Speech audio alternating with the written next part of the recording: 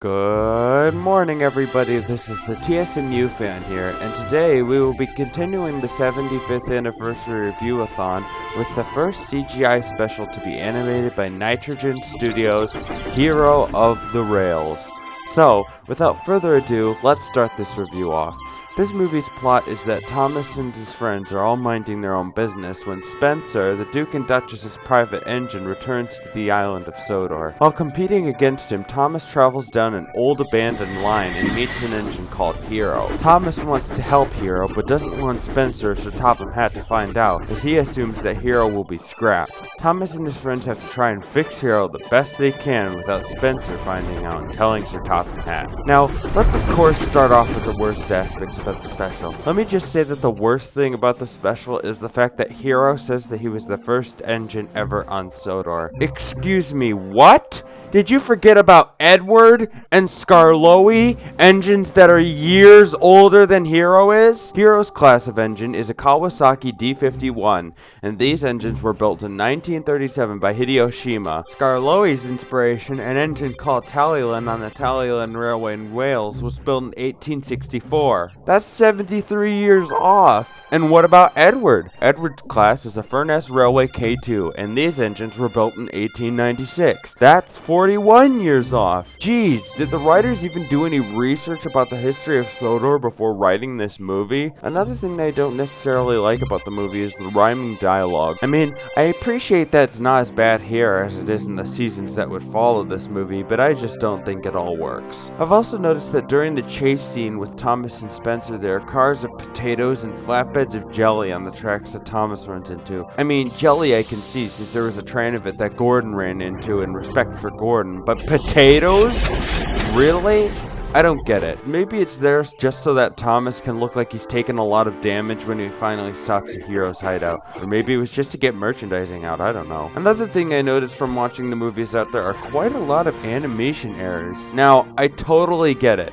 This is the first CGI special of Thomas, so of course the animation isn't going to be absolutely perfect. But Nitrogen Studios have animated a movie before in the past called Happily Never After, which was released in 2006, 3 years before Hero of the Rails, which was released in 2009. From what I've seen from the trailer of Happily Never After, the animation looks to be quite good. Of course, it still has that sort of simplistic CGI that Nitrogen would go on to use for Thomas, but overall it looks okay. The animation sort of reminds me of Monster House or Meet the Robinsons. It's simple but effective for the time. This is definitely true in Thomas's case, in which ARC Productions would go on to animate Thomas starting with King of the Railway, and their animation in movies such as The Adventure Begins or Sodor's Legend of the Lost Treasure, and the seasons that they would go on to animate, such as Season 20, look a lot better than Nitrogen's simplistic animation.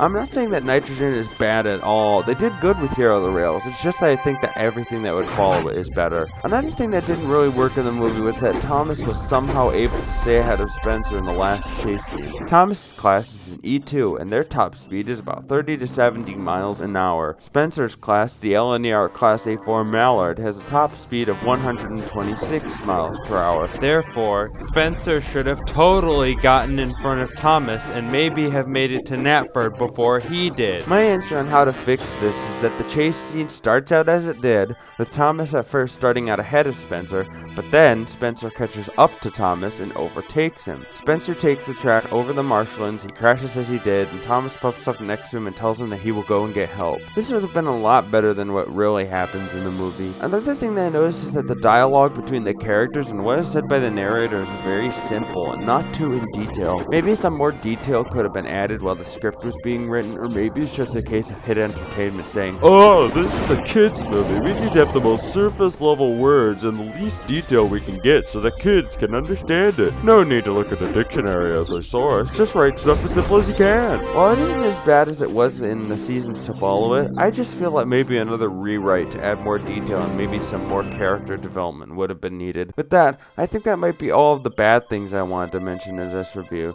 So let's move on to the positives. Of course, course, since the special is CGI animated, I can't talk about the sets and lighting, and I already talked about the animation earlier. So I guess let's fill this spot in with talking about the usage of the characters. Spencer, I feel, is the best used character in this movie, and is really the only steam engine villain I can think of other than Vinny from The Great Race. I love Spencer's character in this movie so much. I remember when I watched this movie for the first time, I got really excited when Spencer got reintroduced. His interactions with the other characters are priceless. I love how the writers were able to just use Spencer's stuck-up and vain personality and make him into an excellent villain. We could have gotten someone like Diesel to threaten Thomas and try to scrap Hero, which is what I think could have been the most surface level thing that you could do, but no. They decided to use a character that had been in the series before that was more interesting and develop his character a bit more. I loved that they did this, and I would love to see this kind of writing in future specials. Another thing they noticed from watching the special is that the sound design is brilliantly done. I mean, nothing could top the sound effects that they used in the classic series, which sounded more realistic, but for this movie, holy crap! I was in shock at some of the moments of just how good the sound design is. Whether it was the extra added sounds of the steam engine slowing to a stop, or whether it was the whistles in which some of them have this amazing Doppler effect. The sound design here is just amazing. The early morning shots in the special were also really well done, my favorite shot being this one. Another thing that I really liked was the energy of the voice actors. I mean, just listen to this! Thank you, Thomas!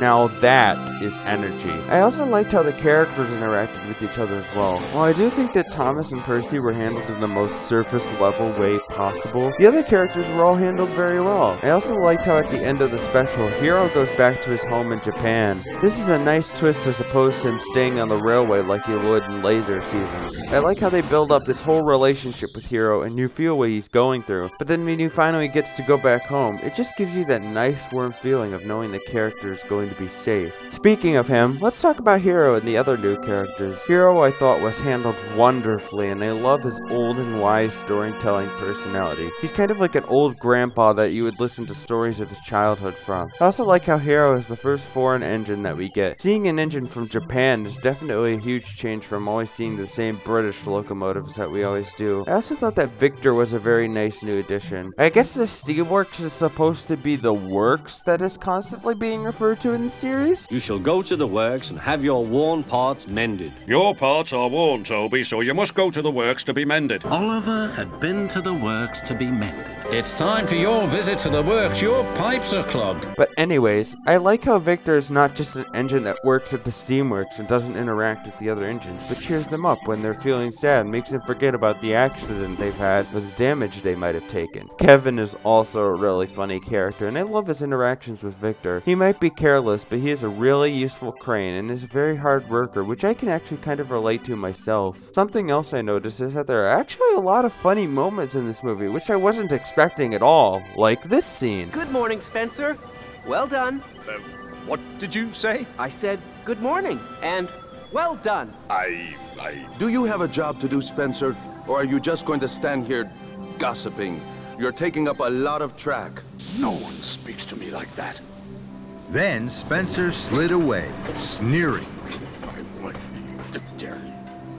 He's all silver steam and bossy boiler, that one. Or this one. They have a very old engine, a heap of scrap, in fact. I was chasing it because, in fact, Sir Thomas, you should... Please, Spencer, stop chasing engines that are a heap of scrap. We'll have to send you back to the mainland. It's quite clear. Or this one. He was too busy watching Thomas to see Gordon go by pulling a flatbed of old engine parts for Hero. Thomas saw Gordon. Gordon saw Thomas.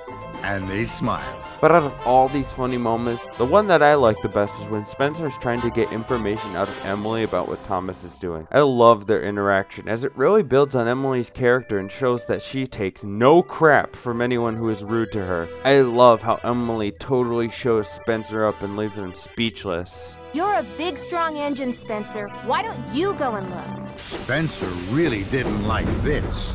He stared hard at Emily. So yeah, there are actually a lot of really funny moments in this movie, and this kind of humor I think works the best for Thomas in general. The music is also brilliantly done, and Hartshorn has once again done it again and provided us with an excellent soundtrack. The best song in this whole special, in my opinion, is when Hero is telling Thomas his story. I also like Go Go Thomas, and I think that is a really nice way to end the movie. Hero's backstory is also brilliantly animated, and I love that they made the animation look like Japanese art, which was really clever. Anyways, I think that might be all the good things that I wanted to mention about this special, so now I'll move on to the miscellaneous things that I noticed in the movie. The biggest thing that I heard about from people on Twitter and by looking on the wiki was that Stanley was supposed to have a major role in the movie but was cut. Now, you know that in my Great Discovery review, I mentioned that I really would have appreciated it if Stanley had had a bigger role in one of the future episodes or movies. Well, let me just say that if he would have appeared here as a major character, he probably would appear more than he does in the seasons that followed, and would most likely have a larger role. So I ask, why cut him? What? Could you not find a way to work Stanley into the movie? Come on, all you really need to do is find some logical way to work Stanley into the movie and then just go from there. Another thing I noticed is that some scenes from the trailer of the movie aren't used in the final movie. I wonder what these scenes could have been used for. Maybe somewhere out there there's an early work print of Hero of the Rails. Maybe this is like some sort of Magic Railroad situation where the director's cut is totally different from the final movie. Another thing I noticed from looking on the wiki was that Hero of the Rails was originally supposed to be the last model series special and have models with CGI faces like they did with season 12. However, due to budget restraints, the idea was cut and the special was fully CGI animated. I do think that it would have been interesting if the special was a model series special instead of using CGI, but to be honest, I think Nitrogen's animation was good enough here to make me think otherwise. Another thing I noticed was... Perhaps I can visit you.